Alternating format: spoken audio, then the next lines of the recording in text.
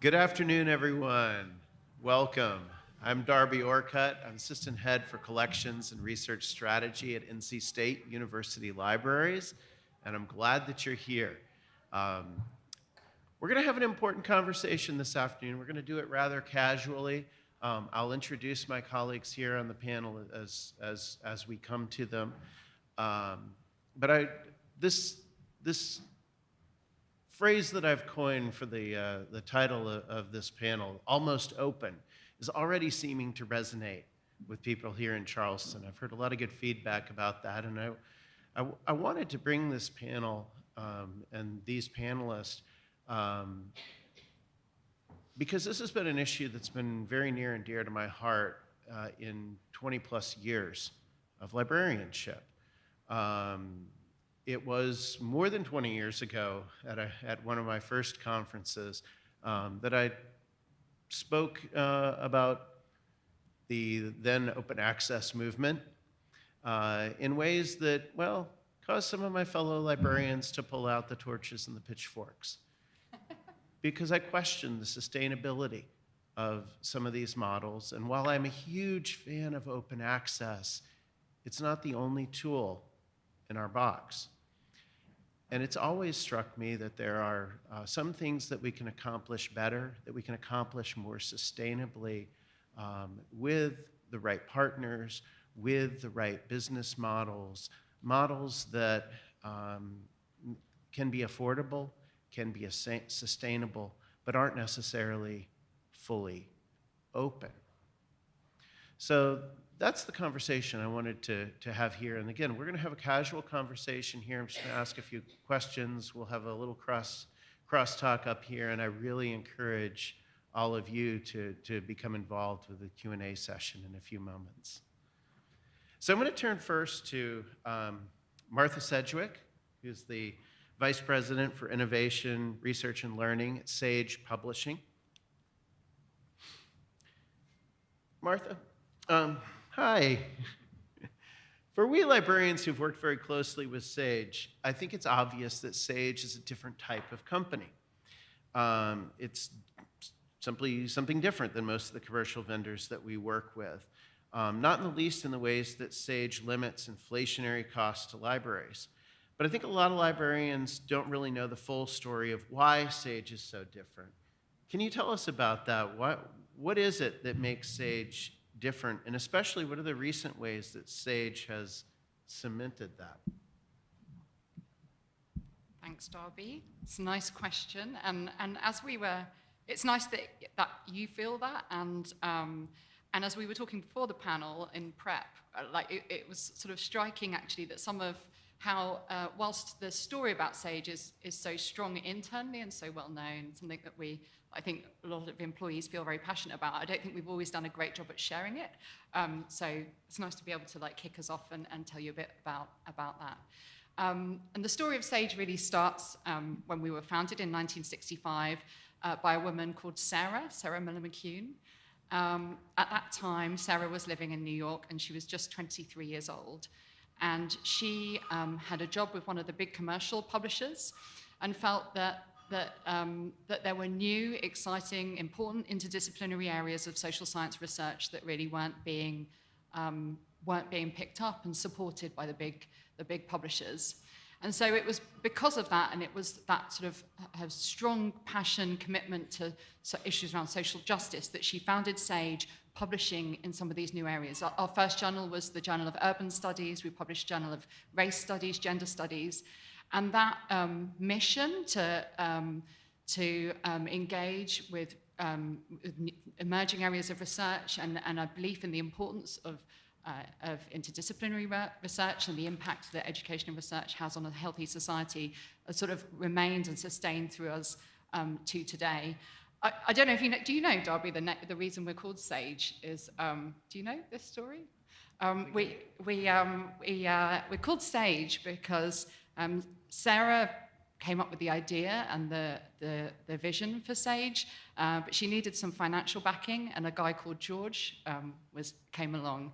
And George would become Sarah's future husband, but Sarah and George, S-A-G-E, where the name Sage came from. So I always think that's a really, really nice story, and talks to how sort of personal it is. And Sarah's still with us today on the board. There's board meeting tomorrow morning. She's active member. And through her lifetime committed always that Sage would retain its independence, that we would never be sold, and remain true to our mission. And last year she did a really special thing, which was to preserve that commitment forever after her passing. And she moved Sage, control of Sage, into a trust that after she passes will be run by a set of academic institutions to make sure that we can preserve that independence and preserve our mission for the long term. And so I think that's sort of a really important part to, I think, to who we are, and I hope that partners we have, whether they're authors, librarians, societies, all feel that. So it's nice to hear that you do. Thank you, Martha. Apart from the issues of cost and sustainability, what other advantages do you think this approach, the SAGE approach, brings to not just to librarians, but the entire academic publishing ecosystem?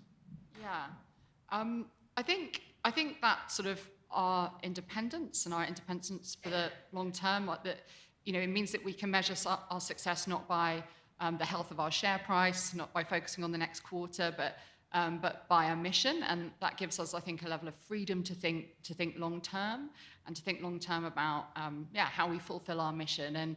And so, for example, the relationship we have with academic libraries and librarians, is really critical to us. We see in the future that the library will become an even more critical, central part to education and learning on campus.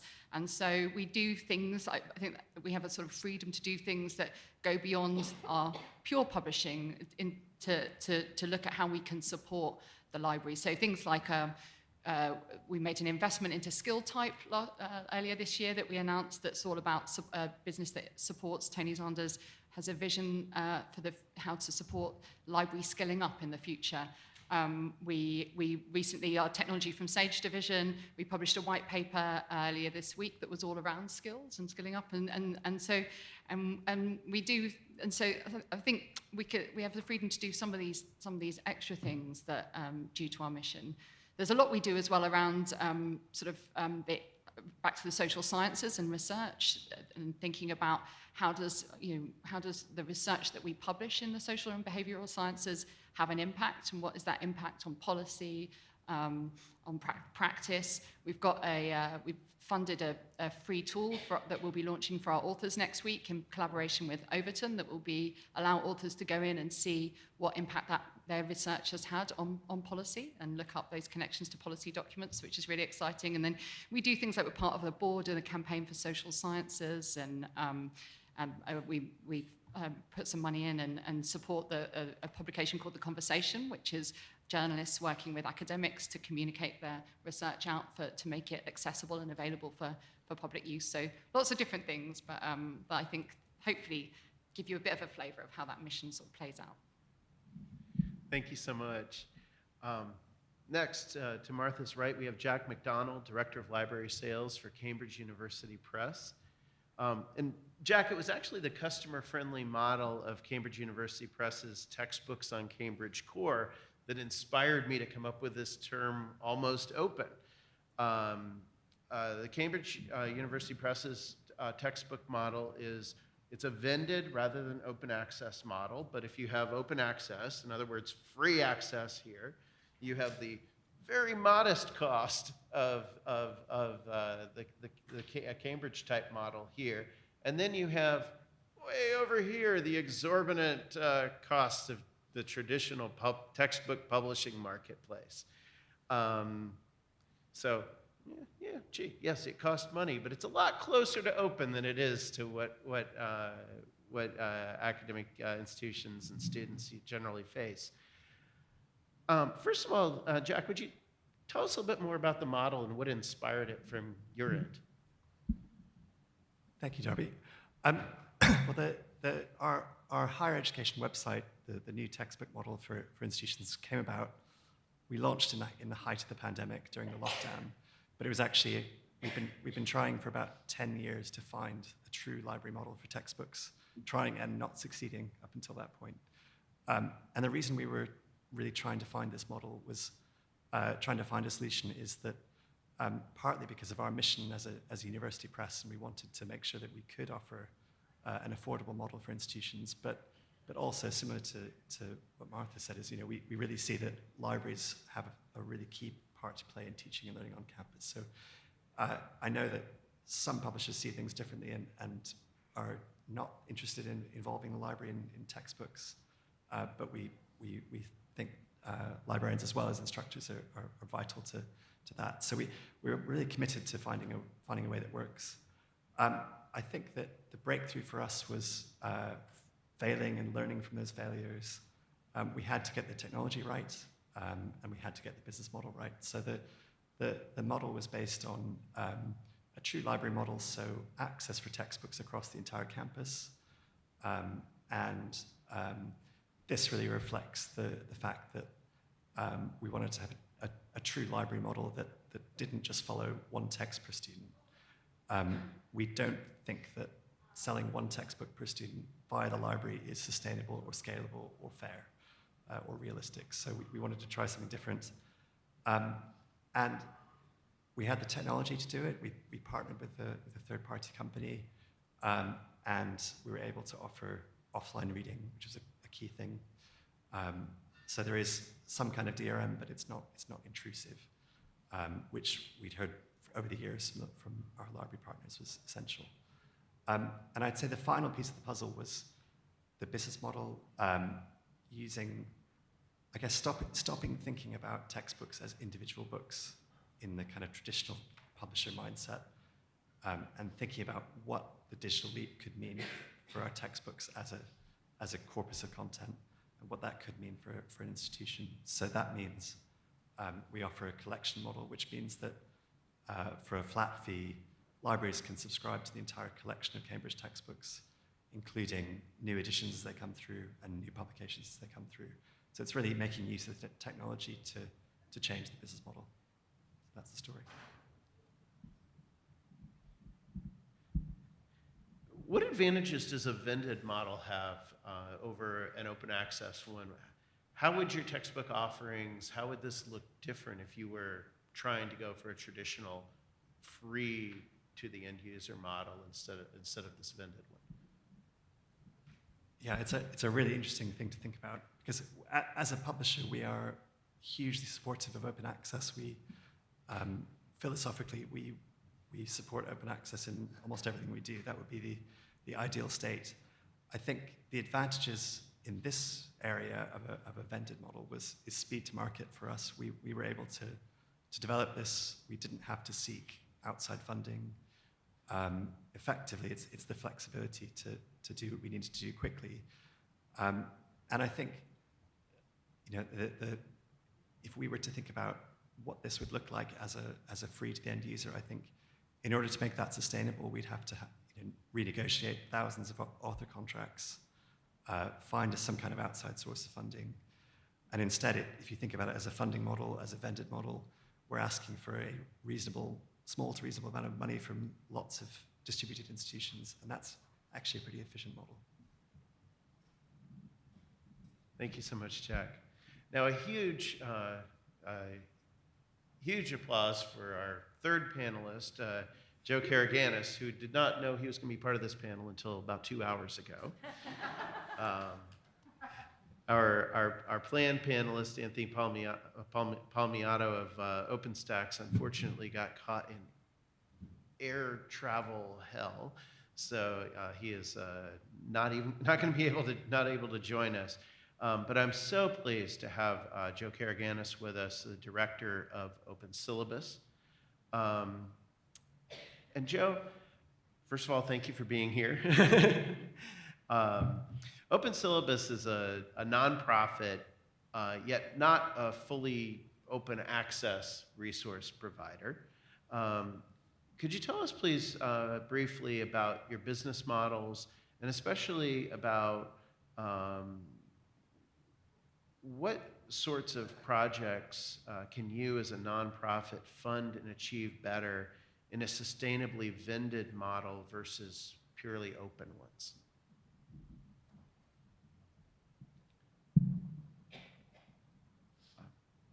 Thanks, Darby, especially for the opportunity. I'm always happy to talk about our work. So, this question of almost open is very close to the questions that really have motivated my work over time. Open syllabus could equally be called almost open syllabus. When we started this work in 2014, really as a research project with just a set of questions about whether you could begin to approach syllabi from a big data perspective. There'd always been a lot of interest in these documents. They're super rich intellectual products that they're like publications, and that they condense an enormous amount of information about what's central and peripheral to fields, how to teach different topics. And they'd always been kind of uncurated second-class documents. Although teaching is most of what higher ed does, there was nothing like the research publication ecosystem to track the output and to measure progress or change. And so we began to think about ways in which we could pull that information together to map the teaching ecosystem in ways comparable to the research ecosystem. This category of documents didn't really have any rules or guidelines around it when we began to collect it. A lot of our work has been a sort of progressive and evolving conversation with faculty and administrators and other kinds of stakeholders in the work to figure out what the right principles of stewardship are for this category of documents that are encumbered in a variety of different ways by copyright in some respects, by privacy concerns in others, by, on the part of an organization like ours, the need to find a sustainability model. And so we've developed principles of stewardship, I call them principles of stewardship, to try and navigate these questions, and that had to begin with the principle that this was not an open collection. To ingest and to create an open collection out of this material would have, in our view, come with risks to the faculty that contributed it, and by contribute I mean authored, since our model has been based to date entirely on scraping publicly available sources. So we are operating under a under U.S. fair use that gives us the room we need in order to build a collection, but not the room we need to do whatever we want with it. And there are ways in which we've tried to navigate these questions of privacy and copyright in ways that are as open as possible, consistent with those sort of constraints, and consistent with our need to find a sustainable model for this archival work. We do see this as an archival project devoted to capturing and preserving the teaching history of higher education internationally. We have about 20 million syllabi now. Half of them are from the US. There's extensive coverage of other Anglophone countries and quite a bit of coverage of non-Anglophone countries. So open for us means we publish out a lot of anonymized data about the syllabi in contexts that are open, that anybody can visit. You can visit Open Syllabus online and kind of walk through most of the data we've collected in different ways. We make data available for research purposes on demand, constrained somewhat by the fact that with a small team, there are limits to how much time we can devote to preparing data sets for researchers. It's always there are always trade-offs. Again, there are sustainability concerns around that. We cannot meet the demand for that we receive for this data. And perhaps most importantly, we I think began with a vision that proved to be kind of naive, where we thought that we could build this resource as a commons, that universities could be convinced that it was in their interest to build a syllabus commons to preserve the history of the teaching enterprise, and that Open Syllabus could sit as a kind of lab on top of that. And over several years of struggling through conversations with general counsel's offices and university administrations, my conclusion was that universities are really bad at altruism, and that they're not well equipped to build a commons, and that you can spend the next 100 years having slow-moving conversations that never quite get you there.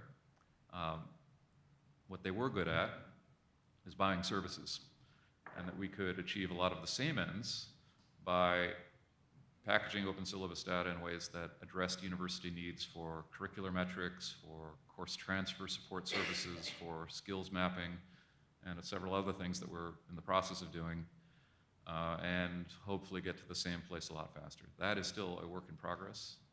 It's an open question, I think, as to whether that will work out, but that's a short version of the evolution of our relationship with openness.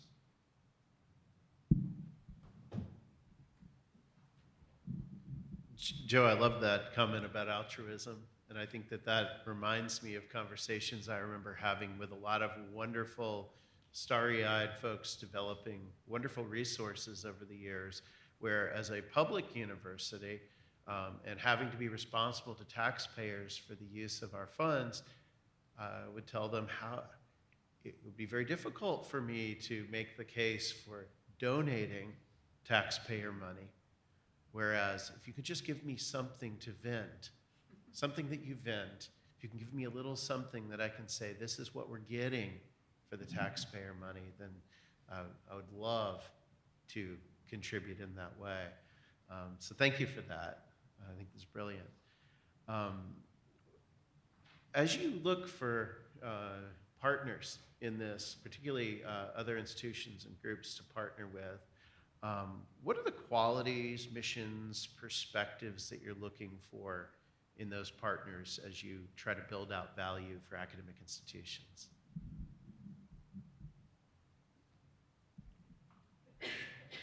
Well, as a very small organization, we need to work through larger partners. Those take several different shapes and forms. The first and most immediate need on our end is that we are not large enough to market to the academic community at scale. We're just not big enough to send people to conferences on a regular basis. All the conferences that matter in the library community and the registrar community and the teaching and learning communities, all of which have a stake in the work we're doing. It's just not possible for a small organization to be present in all of those contexts. So we look for ways of consolidating and leveraging organizations that are working on adjacent issues where open syllabus's work can be viewed as complementary to things that they're doing and potentially value added to the customer relationships that they build. That's also a work in progress. We've started, the library community is where we sort of began because I've been sort of in contact and adjacent to it for most of my career. It's easiest to present our work in library context because so much of the earlier work was citation driven. The whole citation mapping project is very legible to librarians. We have bigger challenges when we try to extend this into contexts around course transfer, where the audience is the registrar community. Skills mapping has a whole other set of constituencies associated with it. And we're trying to build out partnerships with intermediaries who have more presence in those communities than we do. There are almost certainly other answers to that I could get into, but I'll try to keep things brief. Thank you so much. Jack, Martha, do you have anything to add on this last question or other things you might want to say about some of the efficiencies or advantages of almost open?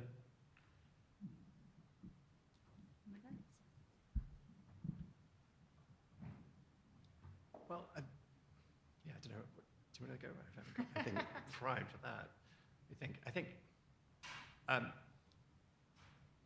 I think an almost open model or a good value model is sustainable. I think it could also lead to something else as well in the future.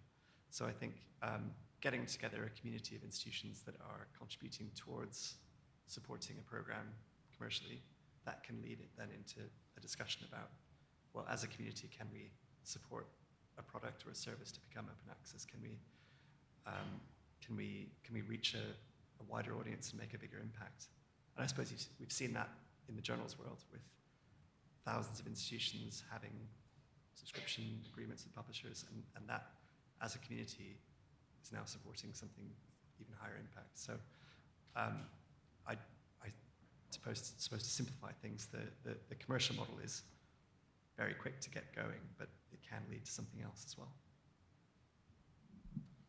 Yeah, and I think what you're saying is, you both said, is that ultimately there are costs in the system, and what we're all trying to do is find the right sustainable model when we're publishing or producing open syllabus, or there are costs that we need to sustain, and whether that then we support with a subscription price or an open access transformational deal, or fully, or an author pays model. These are all different options for us in terms of business models to wrap around. And what I think is really interesting that we're seeing with the transformational deals is that is a huge shift in the system to explore, a very different type of model for our industry. And we're right in the middle of it. It feels like we're sort of building the plane as it's flying. And it's going to be an exciting next 5 to 10 years to see how it all lands. It really makes sense to me as a librarian to start thinking about these relationships with committed partners as maybe something other than as vendor-customer. I don't like that tired euphemism of partner necessarily. Maybe the right term might be ally. From your side of the relationship, how do these committed relationships change how maybe you view customers on a daily basis?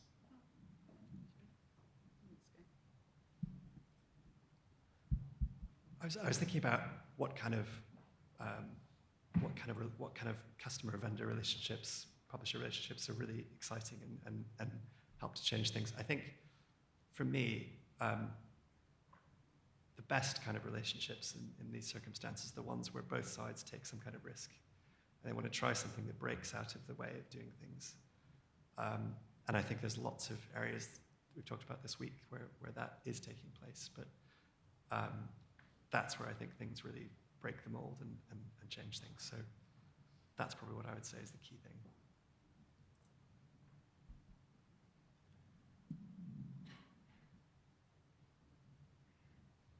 I mean, on our end,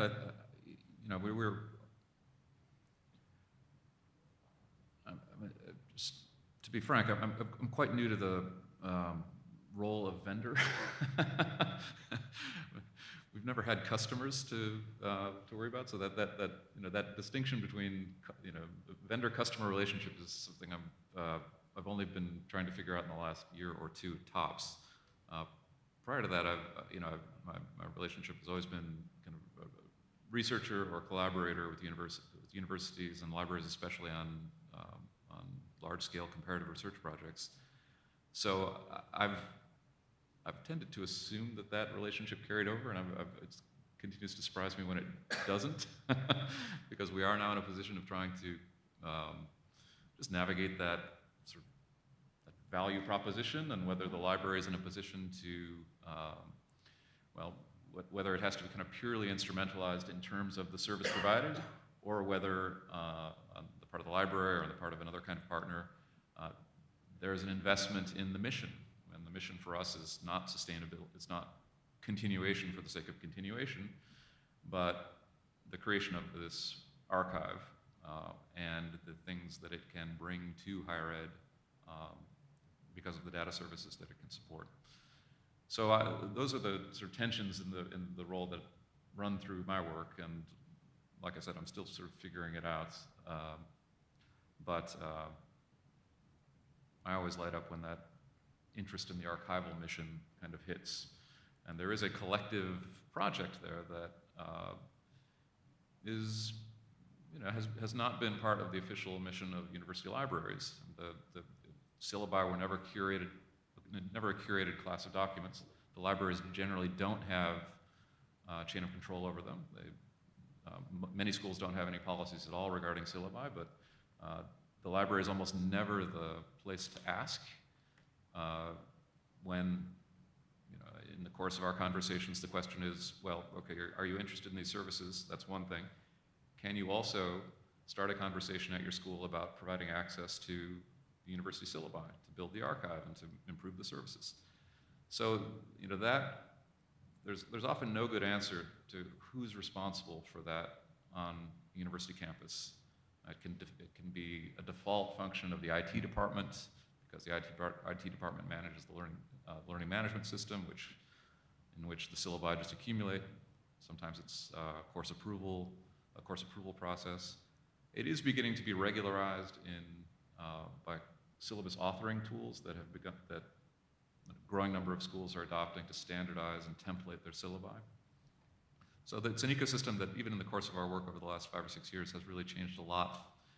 And we're navigating a role as a kind of analytics layer between increasingly commercialized services on either side, on syllabus authoring to one side, on reading list tools to the other side, where the library-teaching relationship is being defined increasingly through the reading list.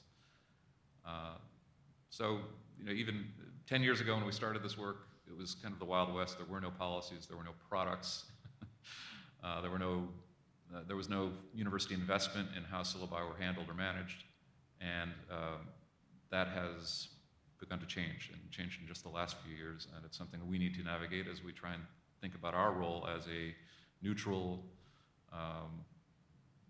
durable archive for this kind of work. Thank you. Now would be the time if folks want to start lining up at the microphone, if you're going to have questions, but wanted to let Martha have a chance at this and then see if there's anything you want to ask of each other. Oh, yeah. We often talk about the word partner when we talk about some of our work with libraries, but I like ally. So maybe we should shift. But I've been at Sage for 15 years, and for the first 10 years or so, my time was spent working on the development of a new suite of learning resources that we've invested in over the last decade or so for teaching and learning in the social sciences. And these are all products that the library buys. I remember right at the beginning, the first product I worked on was Sage Research Methods, which many of you may be familiar with. And the library was such an important, I built a fantastic network of library connections during the development of that product right from the beginning. I remember going on big road trips across the US, because that feedback that libraries gave me about what was, who were familiar with our resources in print form, but we were trying to reimagine what they might look like in a digital framework and what new tools we could bring around them, new content we could commission. Libraries were fantastic partners or allies in developing some of these ideas and critiquing the designs that I came up with, but also in helping me connect in with faculty members and students. So I remember setting up sort of user testing sessions at American University and at Michigan, and the library sort of helping me set that up in the library and doing a lot of that testing. And some of the ideas for future products, like our business cases products, with libraries saying, they've got Harvard business cases, but they don't have the right model for us. What could we do? And it's through those conversations and that partnership or allyship, whatever it is, through, I think, a shared mission that meant there have been some really fantastic products that have emerged from it that I think have a big impact on learning and research now around the world. So, yeah. I have a question for my fellow panelists. So I think one thing that's clear across all three of our organizations is a strong sense of purpose or mission or whatever it might be. Mm-hmm. I'd be interested to know, what implications does that have for staff? Do they embrace it? Does that have a difference in terms of how they behave or how long they stay? What does it mean for the culture of the organization? Can I go first?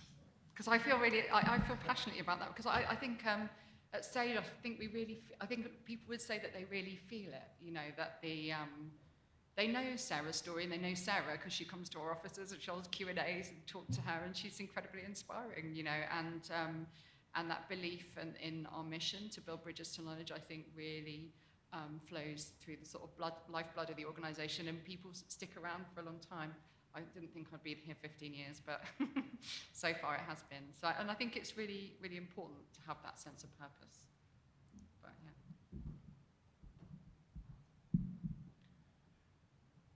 So you're looking at about a fourth of open syllabus, so I can speak for a good part of the organizational culture.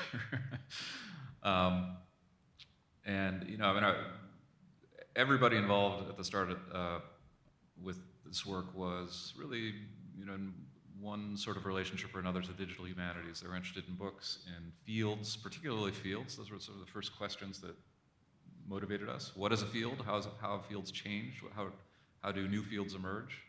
And we saw citation analysis of teaching as a way to get at those sorts of questions. And I mean, organizationally, I think the people who have stuck with us are the people who are interested in those kinds of questions, those meta-level questions about what is higher education, how is it organized, how does publishing circulate through that and shape different kinds of subunits and institutions within higher ed, like fields in particular. And that's really where that's the sweet spot for enjoying working at Open Syllabus. How about you? How about the age of CP? Yeah. You're the oldest here. Yes, well, I was thinking, so you could argue our founder is Henry VIII, and the idea of him turning up to board meetings is pretty scary. So, yeah, I mean, I think that You would have loved it. you would have loved it, yeah. No, I mean, I think similarly, people really do feel it, and I think it influences our long-term thinking. Because we're a department of the University of Cambridge, we can really think long-term about what our plans are, and we can, with the textbooks, for example, we struggled for 10 years to get that right, but we did get there in the end. And I think it also influences our decisions in a small way on a day-to-day basis as well, in how we operate with our customers, and it does have a big impact in lots of ways, and people do tend to stick around for a long time. I will say from the customer standpoint, it's very clear to those of us in libraries that there are those companies where their representation, the sales folks that we work with, and the others that we work with stick around for a long time. There are others where, well, you get a new sales rep every 9 to 12 months, and we know who you are. And I think that it's not something that is necessarily unique to mission-based publishers and vendors, but certainly that is a trend that we see, is that there's more continuity there. It seems like folks are much happier, much more invested, and that's something that always makes for also better allyship with libraries. And so thank you for that. These folks here are not representing the only almost open vendors and partners that are out there, but I think they represent a really good mix of the different types that there are. I would thank everyone for coming. We're going to stick around for a couple minutes if you have individual questions, but I really appreciate y'all being a part of this today. Thank you.